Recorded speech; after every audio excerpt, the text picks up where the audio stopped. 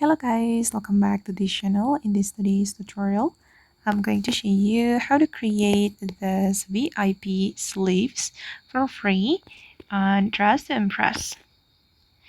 Okay, let's get into it guys. Here I have joined Dress to Impress and I'm going to show you how we can create the sleeves.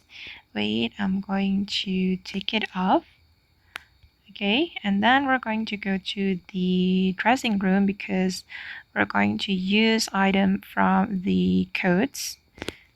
Okay, we can go to the coats and you can use this dress to create the VIP sleeves.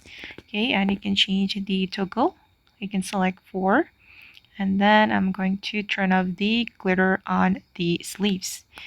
Okay, and then we're going to go to this area, okay, right here, and then we're going to equip the sleeves, okay, this one, and then we're going to change the toggle. You can choose the two toggles, the toggle 2, and we're going to color it the same.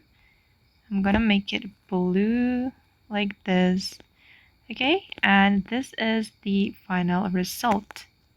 Okay, it looks similar, right, with the sleeves in a VIP room.